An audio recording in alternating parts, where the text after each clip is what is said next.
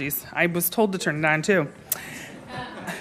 I'm privileged, you probably already still heard me. I'm privileged to not only represent educators, but also paraprofessionals, food service workers, health aid, nurses, and many more professionals who help enable our students to learn every single day. I want to welcome you all to the Saving Public Education, Pay Teachers What They Deserve Town Hall.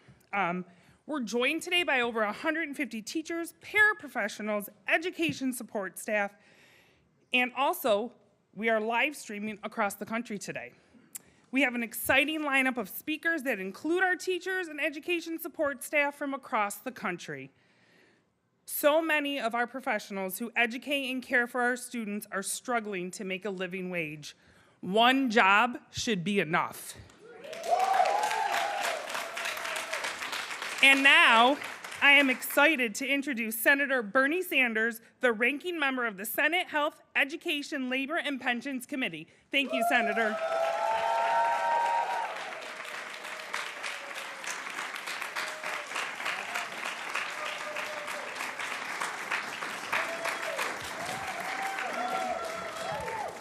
Well, Nicole, thank you very much, and let me thank all of you for being here today. In my view, you are some of the outstanding heroines and heroes in American society today.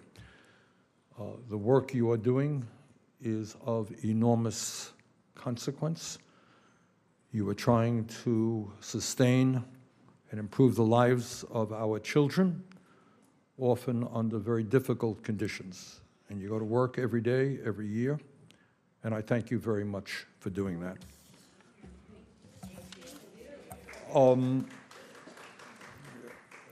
In a little while, we're going to be hearing from some wonderful folks who have spent their lives fighting for education. We'll hear from Billy Helene. Ed Markey from Massachusetts, Senator, will be here with us later. Carol Goronskis will be here from the Florida Education Association.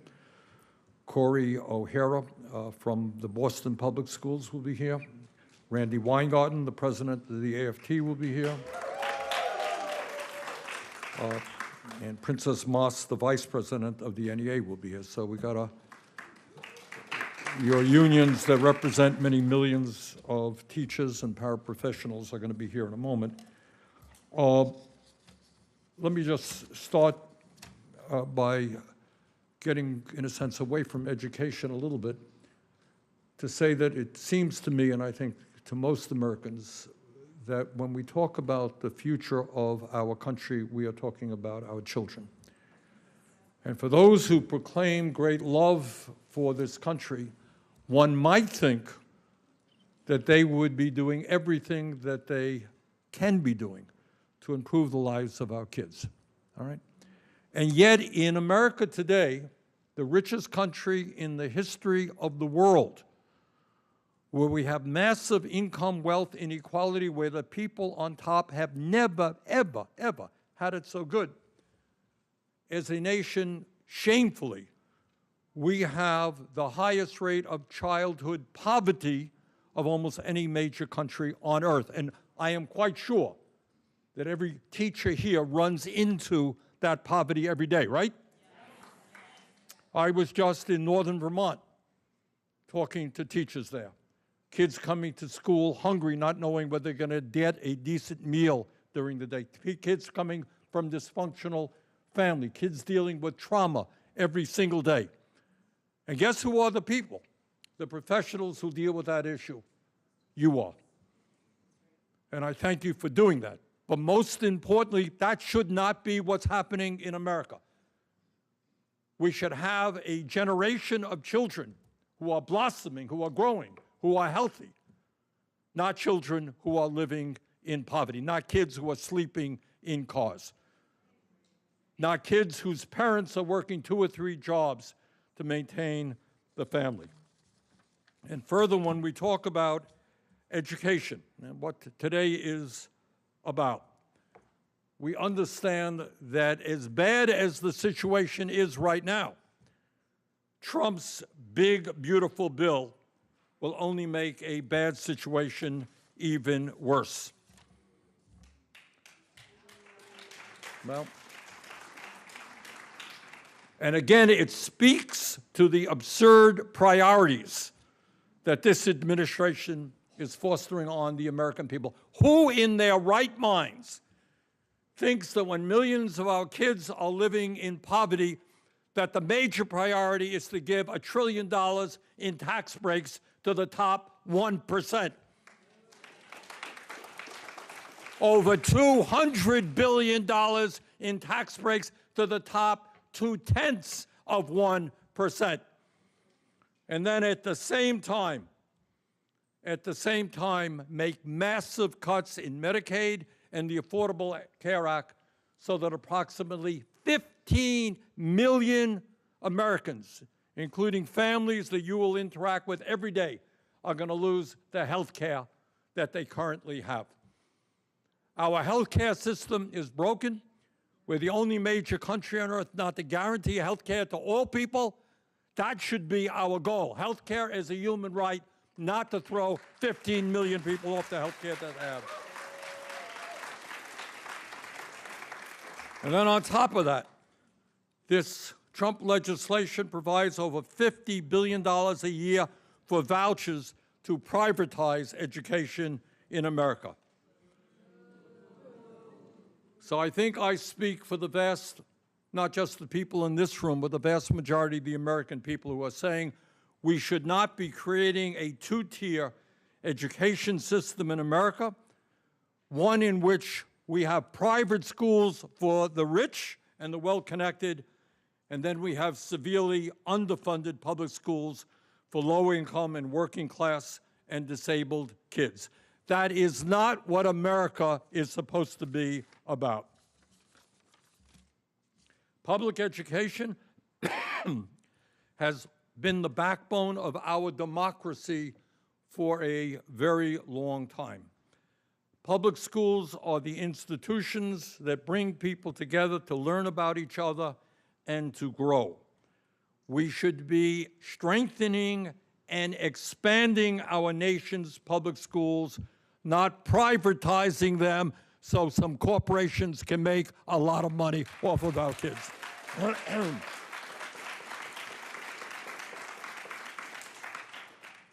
Public school teachers in America today have one of the toughest, one of the most demanding, and one of the most underappreciated jobs in the country. And I have the feeling that when many of you were in college preparing to become teachers, you probably never, ever thought that you'd be dealing with what you're dealing with today. Again, I just talked to a young teacher, and I said, well, did you feel prepared going to college? She said, no. I never fully understood what I was going to have to be dealing with in terms of the problems that our kids are facing.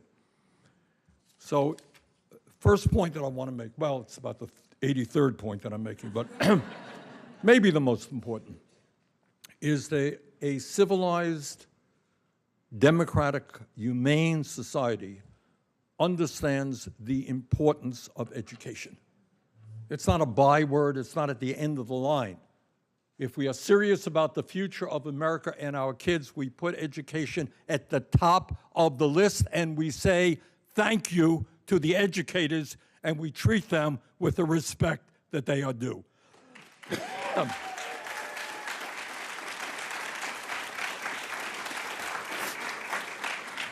Teachers today are experiencing higher levels of stress and higher levels of burnout than people in most other occupations.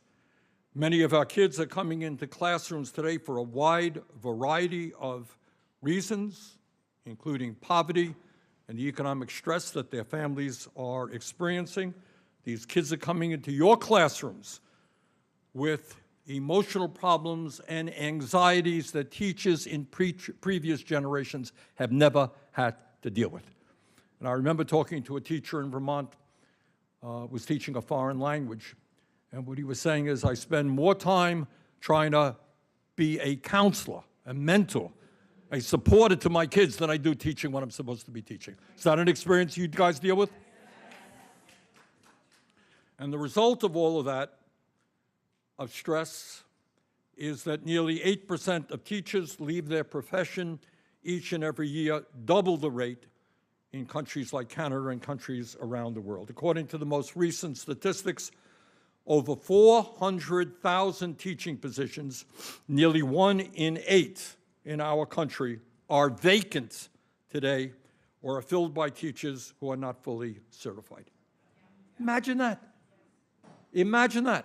We are the richest country in the history of the world, and we have hundreds of thousands of vacancies, which means that our kids are not getting the attention and the education that they need.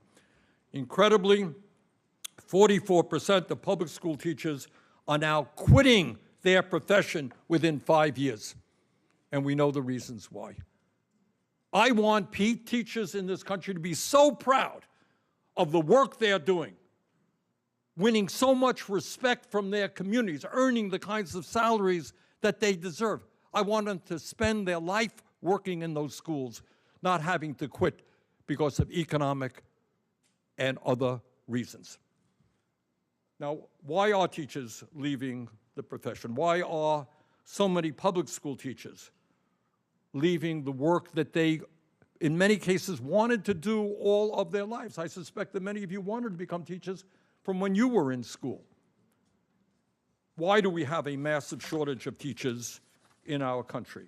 Well, there are a number of reasons, but one of the primary reasons is the pathetically low pay that teachers in America receive.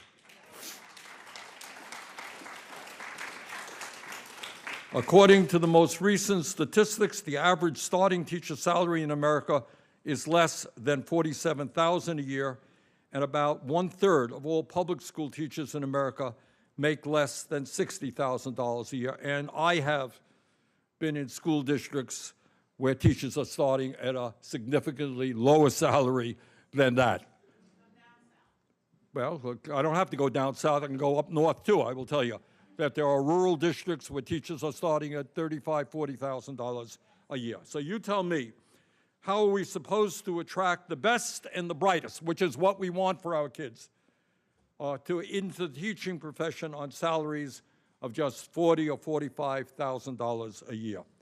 Further, and this is truly incredible, the average public school teacher in America today earns over 5% less than he or she did nearly 30 years ago after adjusting for inflation. All right? In other words, incomes of teachers are going nowhere in a hurry. And that's not just an economic issue. That is a sense of disrespect to one of the most important professions in our country.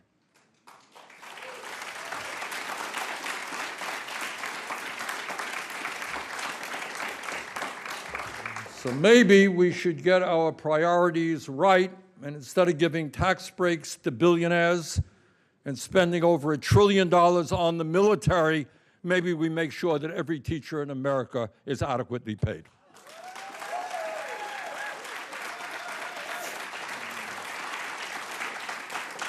The situation has become so absurd in terms of the economic priorities of professions in this country that, if you can believe it, 4 hedge fund managers on Wall Street made more money last year than every kindergarten teacher in America combined, 120,000. Well, you know, I kind of think that teaching children, nourishing children intellectually and emotionally at the most important and pivotal moments in their lives might be more important than some hedge fund manager making billions of dollars.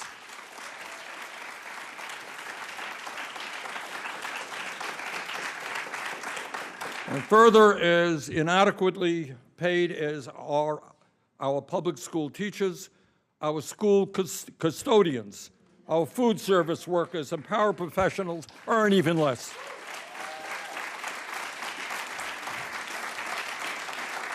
So these are the folks, as you all know, who keep the school going, keep it clean, take care of the basic needs, do the repairs, feed the kids. Nearly 35% of paraprofessionals and school staff earn less than $25,000 a year. That is not the way you treat people who are maintaining schools. So if we're going to attract the best and the brightest into teaching, if we're going to encourage teachers to teach in underserved areas, if we're going to improve teacher retention and morale, and if we're going to improve student academic outcomes, then in my view, we need to pay teachers in America decent wages and decent benefits.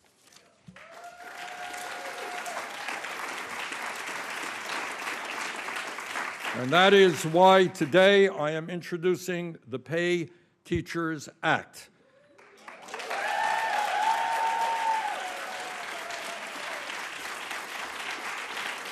And this legislation would make sure that no teacher in America is paid less than $60,000 a year. It would increase wages for teachers who have made teaching their profession, those who have been on the job for 10, 20, or 30 years. We thank those people for their service. We reward those people for their continued service. It would ensure that no paraprofessional or school staff is paid less than $30 an hour. It would triple Title I funding, the major federal program that targets resources to high-poverty school districts. It would give every teacher in America $1,000 for classroom supplies per year.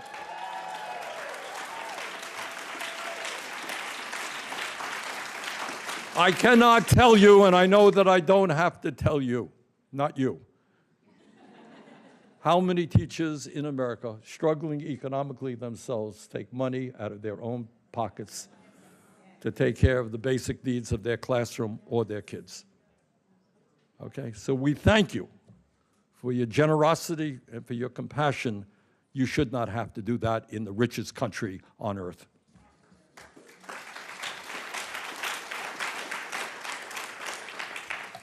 So, bottom line is we need a revolution in education. Most importantly, as a nation, we need to understand that if we are going to be a great country, if we're going to compete economically in the global economy, we need the best educated workforce in the world. And if we're going to maintain a democracy, we need the best educated population in the world. And that's what you are doing every single day. So the goal is not only to pay teachers what they are worth, it's to say that in America, our goal is to have is to prize education, is to appreciate education, and to certainly thank all of those people who educate our kids. So thank you all very much.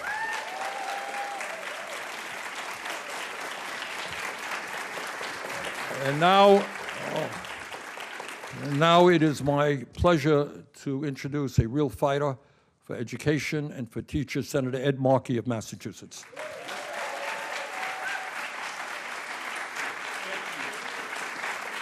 Thank you. Let's hear it for Bernie, huh? There every day, all day. Bernie fights for all of the people in our country every single day. And it is my honor to serve with Bernie insistently, persistently, consistently, every day. He's up, he's fighting, you know, to make sure everyone understands the disparities in our country, the opportunities which are not evenly distributed, even though people are working just as hard as everyone else, the opportunities are denied them. And we know that children are 20% of our population, but they're 100% of our future. And what's the key? The key is the teachers. The key are the parents. The key are the kids themselves. Are we going to invest in them? Are we going to give them the resources they need in order to be successful? And that's why it's great for me to be here and partnering with Bernie on these issues. And I'm honored to be here with Randi Weingarten, the president of the AFT. Man, when she takes the microphone, people back up. Princess Moss, vice president of the National Teachers Association of America. Princess, thank you so much.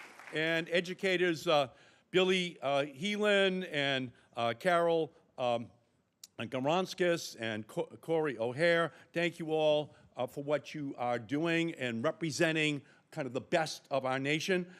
You are the backbone of our schools and our communities. You, the teachers, the paraprofessionals, the bus drivers, the custodial workers, speech pathologists, lay the foundation for our children's future. You pave the path for children to be who they are and reach for their dreams. You support students and parents and communities. It is about time we support you in what you do every single day. But right now, too many educators and school workers are underpaid, undervalued, and overworked. You are asked to do too much with too little every single day of the school year. And I've heard from cafeteria workers who rely on SNAP to access healthy food, technology support staff who can't afford Wi-Fi at home, paraeducators who can't afford to send their child to college. And that is unacceptable in 2025 in the United States of America, the richest country in the history of the world. It is unacceptable that 1 out of every 5 paraprofessionals are visiting food pantries. It is unacceptable that educators have to choose between affording a prescription or paying their rent. Educators deserve a livable and a competitive wage, and that's why I'm proud to join with Senator Sanders as a co-sponsor of his Pay Teachers Act, again this Congress, and while I am proud to be introducing my Pay Paraprofessionals and Education Support Staff Act, which we also have to put into law.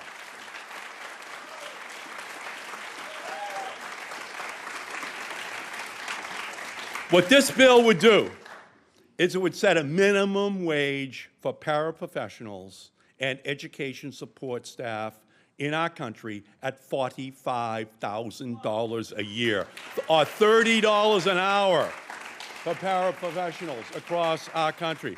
And that just sets the bare minimum of a living wage for which states could go beyond. And we're not stopping there. My Paraprofessionals Bill of Rights also calls for high quality and affordable health care, paid leave, training and professional development opportunities, safe staffing levels, healthy workplaces, and year-round security. Because you deliver for your students day in and day out, instead of delivering for you, we are watching Donald Trump and Republicans deliver for billionaires and their MAGA cult by cutting public school funding, policing students and communities based on where they're from, who they are, and making the mountain of true education justice higher to climb. I still live in Malden, Massachusetts, a blue-collar community, 65,000 people. Last year, graduating class, Malden High School, 25% white, 25% black, 25% Asian, 25% Latino. Or put it another way, America in 2025, right? And what our future is going to look like. And we have to invest in them. So we know that Jeff Bezos doesn't need another yacht. Elon Musk doesn't need another house. Your students need support. You need fair pay. You need dignified working conditions. My father was a union leader. He used to say, Eddie, don't agonize, organize. And that's what teachers are doing all across our country. I was a substitute teacher for the first year after graduating from college. And I could see the work, the hard work that teachers do. It's hard. And paraprofessionals are not substitutes. They're there every day. They're there to help you every single day. And they deserve the dignity, the respect, the pay, the health care that everyone in our society should receive. So let's keep going, keep organizing, keep working, keep pushing, keep saying no to billionaires, sellouts, MAGA extremists, and together we will keep fighting to defend attacks on our public schools, to protect your right to organize, fully fund public education for everyone, and guarantee your fair pay and dignified working conditions. You are the champions for the students of our nation. It's now time for us to be the champions for you. Thank you all so much for what you do every single day.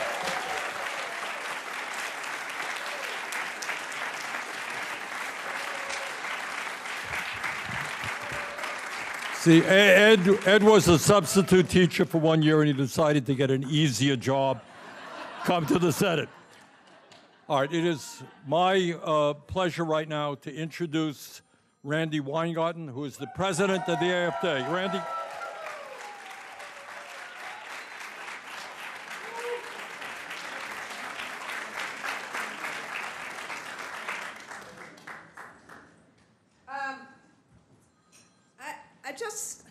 See, I am really short. As both Senator Sanders and Senator Markey were speaking, I'm preaching to people who are lobbying all day. And isn't it great this moment to be an educator, right this moment, listening to these two people? But what I was thinking as they were speaking and as they were conveying a deep respect and gratitude to all of you, that is because of two things: how great they are and how great you are. And I want to express gratitude to Senator Sanders, who is the ranking member on the Education and Workforce Committee, which is a really important committee in terms of the future of America. And to Senator Markey, who put this bill together on paraprofessionals when people felt so low, and the respect that people had initially for hearing a senator of the United States of America saying, oh, this is really important. But think about, for you all, how many times you have heard in meetings that you have been in where somebody says, oh, politics doesn't matter, or why are we involved in politics? Why are we involved in politics? Think about and remember today. Remember a moment when two senators of the United States Senate who said that we understand how important education is, and education is public education, not the trying to have a ripoff of rich folks taking funding from public schools. Public education is public education. Public education is you. Public education is what you do every single day in ways that almost no one sees it. But Senator Sanders and Senator Markey see it, and they not only are saying thank you for your service to the nation, they are saying we understand we have to use politics to solve problems, and these two bills are bills that are going to solve problems. So thank you. So, and they both spoke so much about their bills, it feels very obvious as to what they are intended to do. But let me say two more things about them. Number one, educators will do everything they can do, regardless of what they get paid. Educators take money out of their pockets for our children, regardless of what they get paid. We find ways to give kids coats in the winter, regardless of what you get paid. Or sneak food, regardless of what you get paid. And this is going to be harder next year because that big, ugly bill is going to make people sicker, hungrier, and poorer. So today, having these two bills being introduced, I can go through all the statistics that Senator Sanders did. I'm not going to. I'm just going to say these two bills, what they do is they send a message from sea to shining sea that it is important, if a district can't fund this, this is the role of the federal government to lift up a base, for paraprofessionals to lift up a base for school teachers, so it shouldn't depend on whether people in a community can do that. And number two, it sends a message far and wide that education is a national goal and a national priority. And instead of dismantling education, this has nothing to do with whether local school boards or school districts should run education. We believe they should. But it says this is a national priority. Our students are a national priority. Education and public education and higher education is a national priority. If we want to be nation builders, if we want to have a future in this country, this is a national priority, and that means our teachers and our paraprofessionals who are the ones who teach kids, they must be a national priority too. And the third thing it says, and Senator Sanders says this so well all of the time, which is, if this is a national priority, then it means that the workers who work every day in it, and please, we are all workers. The workers, the profession that makes every other profession possible, that we are entitled to a decent wage. We are entitled to a pathway to a middle-class wage, so we can have a wage that helps us grow a family, that helps us have the American dream. That this is not, we did not say we would be impoverished. We did not take a plea of poverty when we decided to be teachers. We said we want to do what we need to do to help our children soar, and that requires us to be treated with dignity and respect. Thank you very much.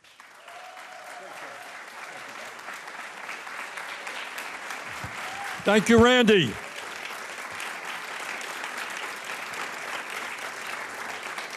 Princess Moss is the Vice President of the National Education Association, the NEA, and an elementary school music teacher in Virginia. Princess?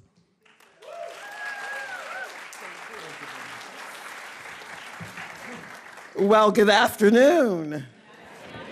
Isn't it a great day to be an educator?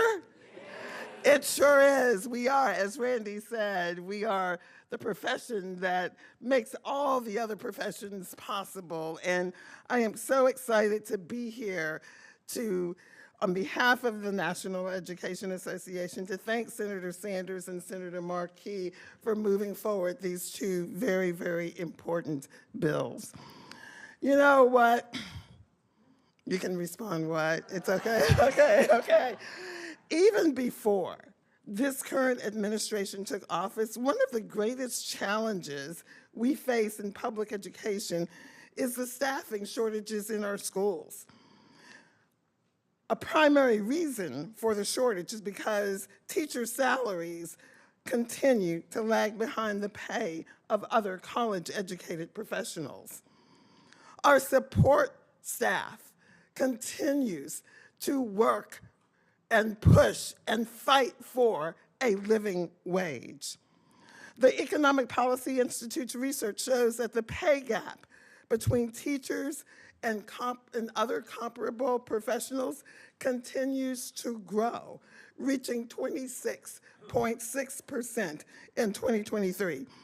This chronic pay problem has made it increasingly difficult to recruit and retain teachers and support staff. And with the unprecedented attacks this administration is making on education in the form of, one, trying to dictate what we can learn, two, making our immigrant children fearful of even coming to school, and three, cutting the funding and programs our students need to have a well-rounded education, we continue to address the pay inequities our educators face, particularly in low and moderate income districts. Here are some interesting data points. 40% of teachers and 37% of ESPs, that's what we call them in the NEA. I know that's not what you do in AFT, education support professionals, paras, custodians, cafeteria workers, et cetera. 37% hold more than one job. Of those working more than one job, just over half, or 51%, hold an additional position outside of education, while 43% have a position inside education. 1/3, or 34%, work their additional position during the academic year. At NEA, we have a saying, and that is simply, one job should be enough.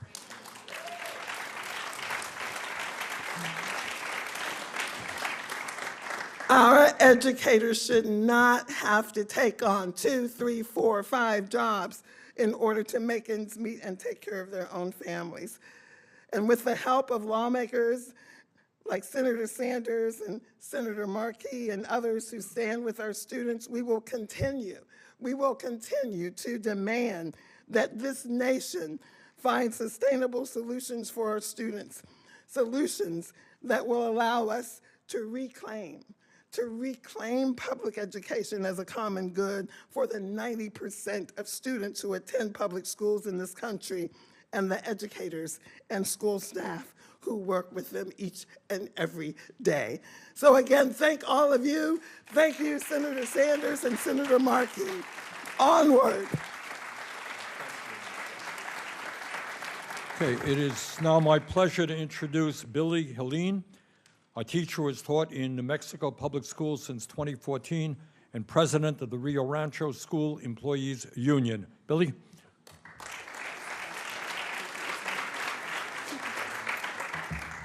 Good afternoon, AFT family. How are you guys? Senator Sanders, Senator Markey, and President Weingarten, thank you so much for hosting this crucial town hall. It's an honor to be here. My name is Billy Heelan, as Senator Sanders just introduced me. I am the president of Local 4933 in Rio Rancho, New Mexico. I'm also a full-time first grade teacher. I'm not here just as an advocate, but as someone living the reality of our education system every single day. It's a fundamental injustice that the very people we entrust with our children's education and well-being are often paid so little that they have to work second or third jobs just to keep their heads above water. This is where Senator Sanders and Senator Markey's bills come into play. These aren't just pieces of legislation. They are a vital acknowledgement of the immense value and tireless dedication of every individual who contributes to our students' success. Let me share with you some exciting things that we're doing in my home state of New Mexico. We have a 3-tiered licensure system, a career ladder that lets teachers advance from level 1 license to a level 2 and then a level 3 with corresponding pay increases. In 2022, it started in 2020, but finally got through in 2022. The state, with input from AFT, of course, also brought substantial pay raises. A level 1 teacher went from a base pay of $40,000 a year to $50,000 a year. Level 2 went from 50 to 60, and a level 3 went from 60 to 70. It's even more now because of additional raises and cost of living adjustments passed every year. New Mexico continues to support our communities by funding free childhood education, free higher education, and maintaining support for all learners. Let me share with you some real-life examples from my district in Rio Rancho. But I want you to bear in mind, too, that our district does a little extra to make sure that people get paid a little more. Consider June. She works at my school. She used to be an education assistant, and after working all day with kindergartners, she'd rush to her second job and barely see her family. June's passion wasn't enough to cover rising costs, so she went back to school. New Mexico paid for her tuition, and they paid her a $35,000 stipend when she was in her full-time teacher residency. As of last year, she's now a first grade teacher in my team. She started as a level 1 teacher, earning a minimum of $60,000 a year. And then there's Andy. He's a teacher who moved from Texas in 2021. His initial level 1 salary of $41,000 meant that he and his partner lived paycheck to paycheck. A minor emergency would have been devastating for them. In 2022, Andy's salary jumped to $54,000 a year. Advancing to a level 3 license this year, meant that he received another significant raise to a minimum of $83,000 a year, finally bringing financial security. My story is also a testament to the work New Mexico has done. I was unpaid when I started my teacher residency program, and as a result, we almost lost our home. But we hung in there so I could pursue my lifelong dream, truly lifelong dream of teaching. And I started my career in 2014 at $34,000 a year. We still lived paycheck to paycheck for 6 years until New Mexico passed those raises. Now, as a level 3 teacher with a master's degree and over 10 years of experience, I earn almost $84,000 a year. Yeah, great. This compensation allows for a degree of financial security that many educators can only dream of. And it proves what's possible when states in our country invest in the teaching force. This investment is also about supporting critical areas like career and technical education. Rio Rancho has built a substantial and robust CTE program in which our CTE teachers are placed on that career ladder. They are truly valued for the difference they make. These moves in New Mexico aren't just a political talking point. They're a real investment in the people who work in our schools. It shows that when we value our school employees financially, we value them wholly. And it ripples out to improved education and a healthier school environment for our kids. These two bills from the senators are an extension of this essential principle, and we must support their efforts. Thank you.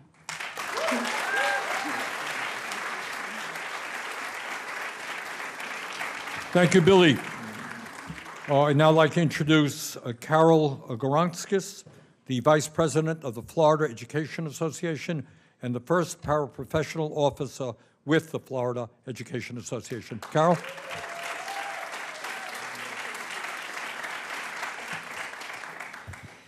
Good afternoon. As Senator Sanders says, my name is Carol Goronskis. First and foremost, I'm an education staff professional. I'm an ESE, an education special needs educator of 18 years in the classroom. And I want to thank both Senator Sanders, Senator Markey, and President Weingarten and Vice President Moss for having me here today. This is a thrill, but it's so needed. I began my career in 2000 walking into a classroom as a volunteer parent. My child was starting kindergarten, and I never left. They finally said, "How do we pay you?" And I said, "Oh, pay me, that's great." My paycheck wasn't a concern to start, and then it became a concern because making less than $18 an hour, my husband lost his job as an engineer. And after working morning care, afternoon care, summer school, and a second job at Home Depot, and babysitting most of the rest of the summer, I barely made $29,000. Take away the health insurance and the deductibles, the 3% deal from Senator Scott, then Governor Scott, and I took home less than $16,000 a year. I was the one medical emergency or car emergency away from losing everything, and it happened. In 2012, my son was graduating high school, and my husband lost his job. Now we're living on less than $29,000 a year, and I'm trying to keep my mortgage, my health insurance, my life insurance policies, gas in the car, and food on the table, and we were drowning in medical debt. This bill will be life-altering for hundreds of thousands of paraprofessionals, bus drivers, custodians, every education staff professional in this country. The rural communities, and when you think of Florida, you think Miami, Fort Lauderdale, Orlando, everybody comes. But the rest of our state is all rural, agricultural, and not driven by high tourism. So when we're needing a second or third job, it's not available. So we are truly struggling. And when we think we did move to $15 an hour, that got one job off of our plate. One job. We still work the other 1 or 2 jobs on top of it. So what we're looking at is being a change of life when I think of what it would have been like to have had this opportunity in 2012 and not eat my entire 401k from a prior career where my husband took a job in Wisconsin and commuted for 5 years before I was so blessed to win an election at the state level. This would have saved our lives. And my son will tell you that as a child on the spectrum, He knew what it was like to watch his mom come home every night, local president, working the 2 jobs, working extended day, working anything I could get. He saw the struggle we were under, and he couldn't help. He wasn't able to help, but he watched and did everything he could in our home to make it better. So this bill, senators, thank you. It will change our lives.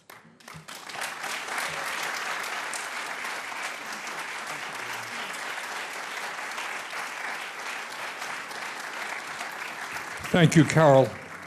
Thank you for speaking for millions of Americans.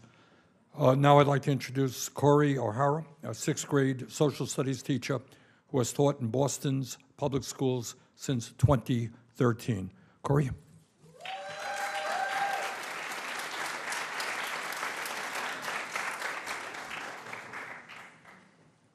Good afternoon, distinguished colleagues.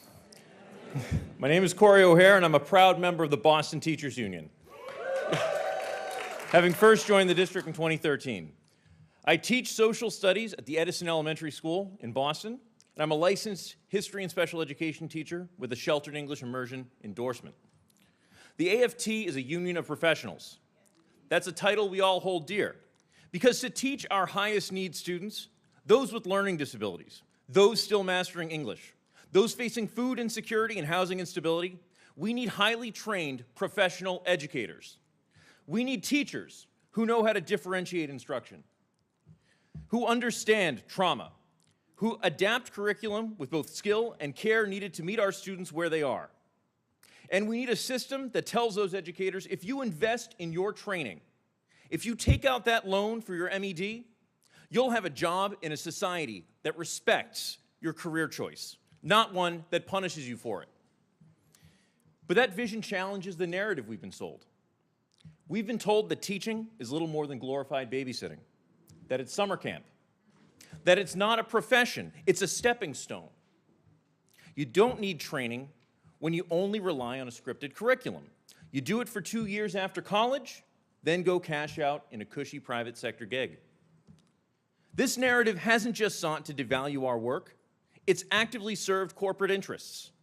Charter networks and vouchered private schools make millions by underpaying staff, offloading students with complex needs onto the public system, and dodging licensure requirements by crying teacher shortage. But let's be clear, it's not a teacher shortage, it's a wage shortage.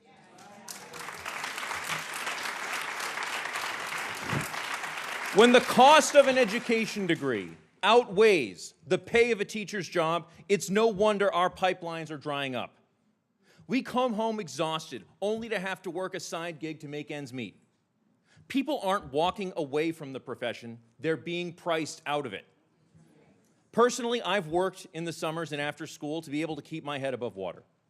In Boston, our membership recently fought a long battle for a fair contract, and I'm proud to say that over 3 years, teachers will see salary increases of 9 to 11%, ABAs will see increases of 28%, and paraprofessionals will see increases of 23 to 31%.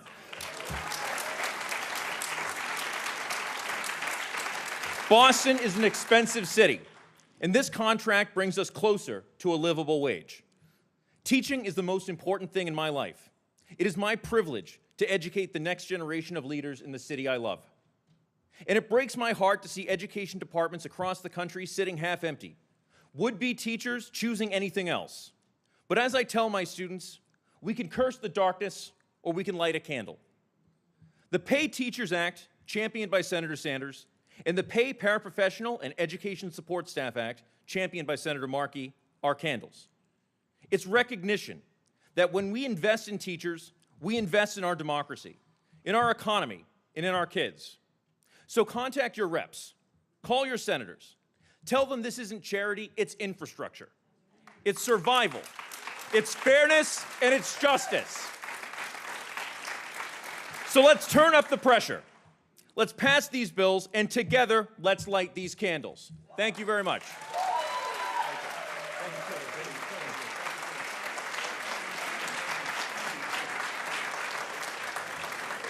Okay, thank you. Thank you, Corey.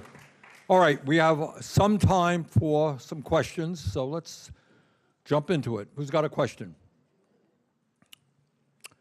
Oh, I don't believe that. All right, who has the, there we go. All right, right here. Stand up, tell us who you are. Hello, I'm Emma, and I'm an aspiring educator. Oh, sorry, I'm Emma, I'm an aspiring educator from California, and with this administration, there's a lot of us who are just graduating college who are very hesitant to go into a teaching career, and I was wondering if you have a message that you'd like to give to us aspiring educators across the country. Well, two things. This administration ain't gonna last forever.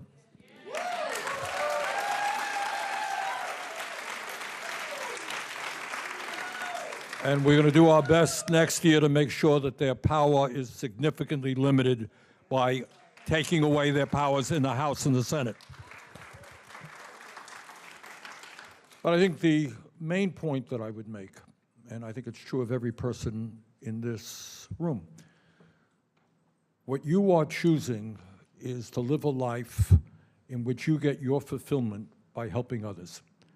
And in some cases in this room, our teachers and paraprofessionals are helping some of the most vulnerable people in our country, children who are struggling every single day. And you get satisfaction out of that. And you choose to help other people and become more human by doing that rather than being some kind of crook on Wall Street manipulating the market so you can get rich. This is a value system. And the good news is that more Americans agree with your values than with the values that it's every person for themselves, and we got to step on everybody, we got to lie, we got to cheat, we got to steal. Those are the values that most Americans believe. And we have just got to create the kind of political movement that we need in this country that reflects those values so that education, not greed, becomes the top priority.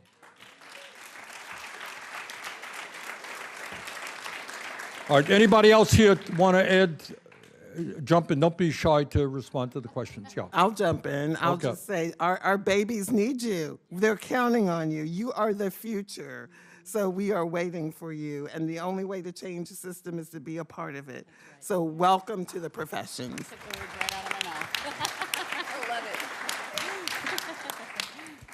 One of the reasons that this bill is so important is that the smearing of public school teachers and the defunding of public schools is an intentional strategy because of a fear of knowledge and a fear of pluralism. And so when you actually teach, you are making a difference in the lives of not only those young people in front of you, but you are actually making a country better. And you are really nation builders in that kind of way. It is a precious resource, those people who teach. And part of our job, and when I say teach, I mean also being a paraprofessional, a bus driver.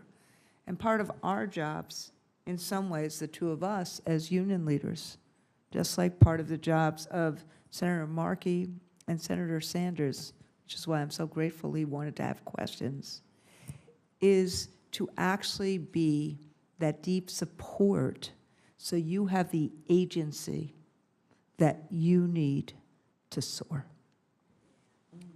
Yes, ma'am, right here. Stand up. We get our, oh, wait a second, Mike is coming.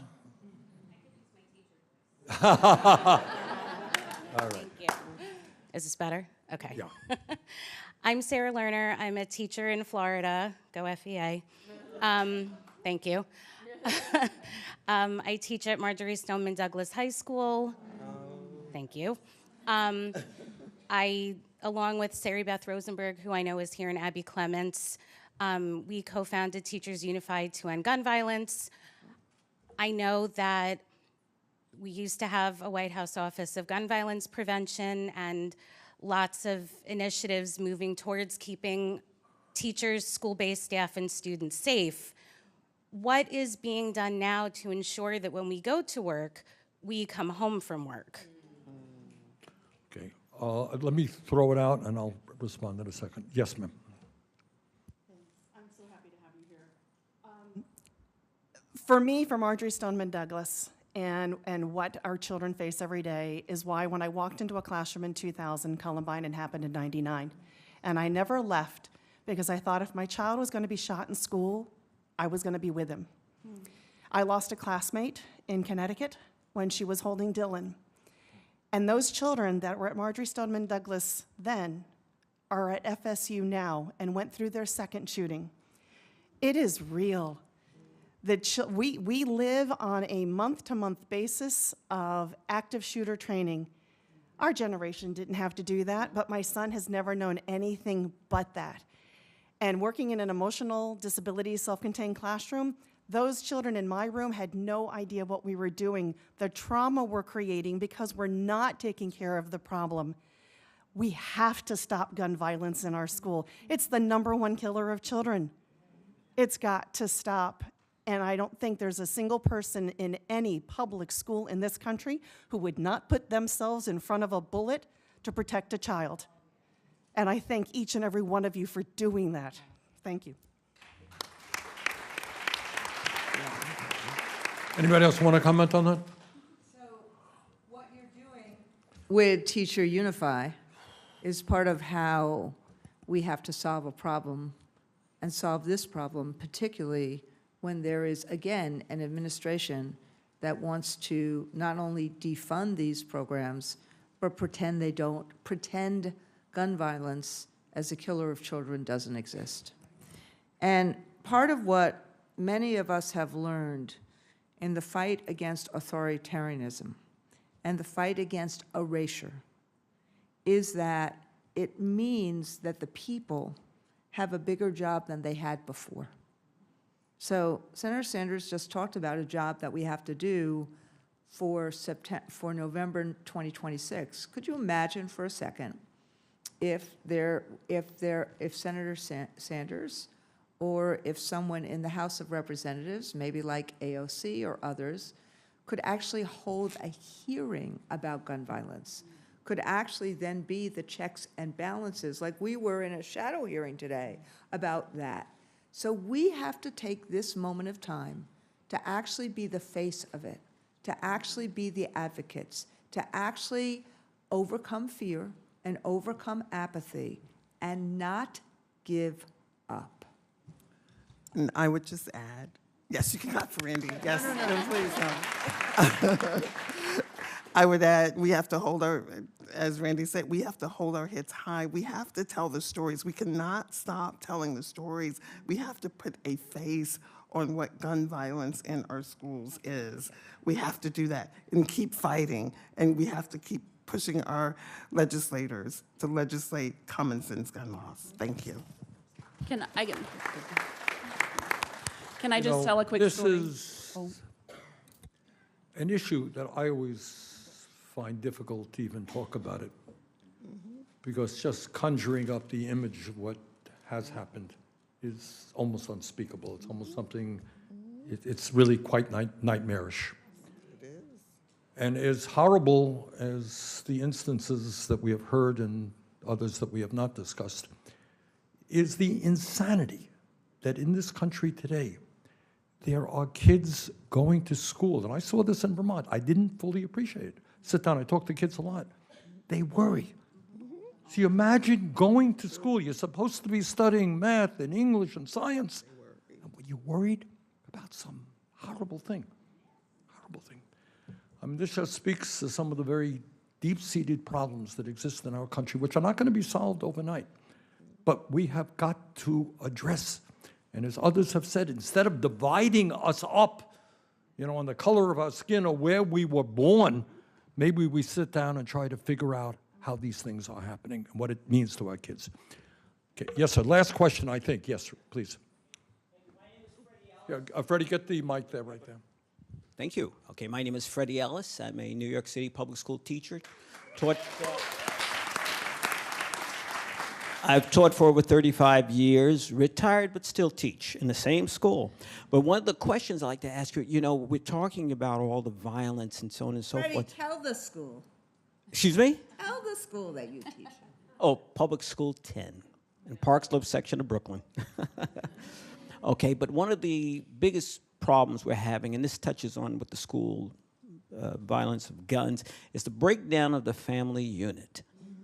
And is there a type of program that we could set up, at least? I know it's not an overnight solution here, but as you just mentioned earlier, but some type of program to help with the families. Even at one point, someone even suggested changing the whole structure of public schools, where we could keep it open, teachers work on shifts, serve breakfast, lunch, dinner, because this is really contributing to a lot of our problems as well.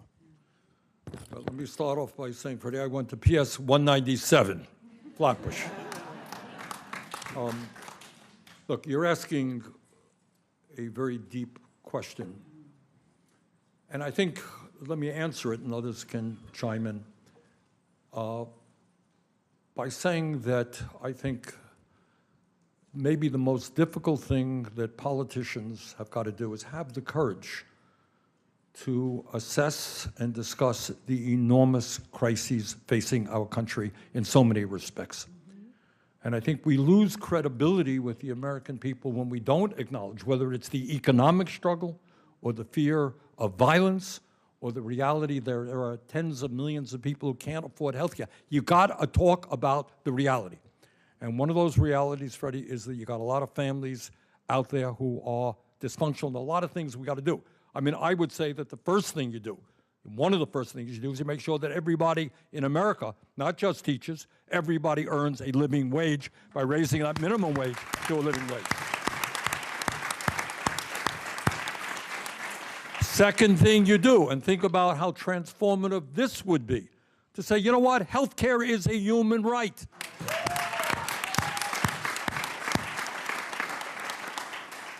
And thirdly, again, instead of giving tax breaks to billionaires, people can argue and we can disagree, and it's a good discussion. How do we address that problem? But let's understand that that is a problem, that in the richest country on earth, we have the resources to begin addressing it. All right? So that's my answer. Anybody else want to jump in here? Corey, did you want to? I've been quiet. I can, Senator. You know, one thing I'd like to point out is, to your point, the cost of living in the city of Boston has become outrageous. Right. The cost of housing has become absolutely outrageous. Right.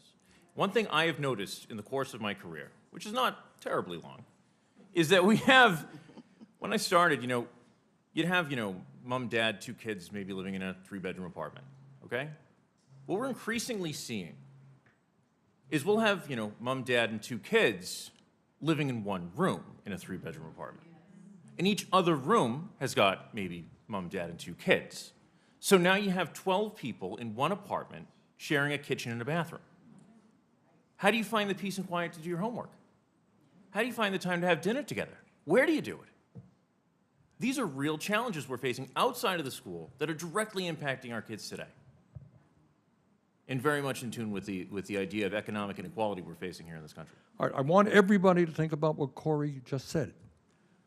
The overall line you hear in D.C. is, well, hey, these are tough times. We got to do some austerity. We got to cut back here. Can't afford health care. Can't afford decent wages. That is a lie. Mm-hmm. That is a fundamental lie. Nobody in America should be having to live under the conditions that Corey just described. Why are we not building the millions of low-income and affordable housing units that we need, putting workers to work, building those units in good union jobs?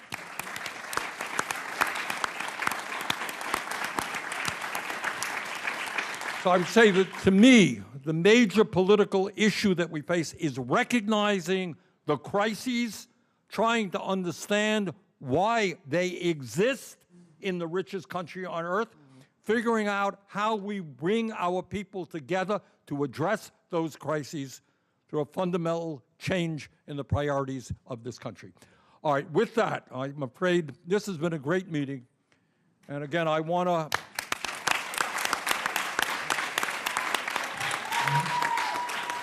thank our panelists, and I want to thank all of you for what you're doing, and every teacher in America. Thank you all.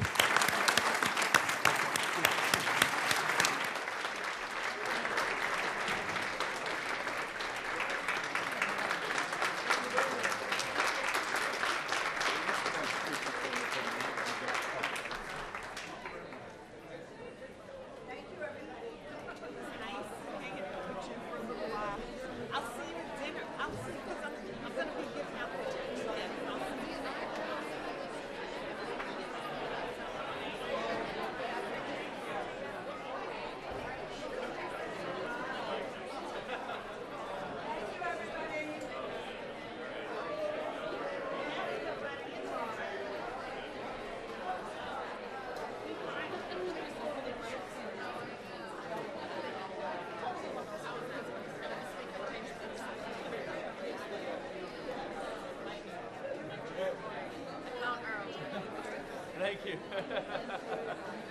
Yeah. I'm so glad.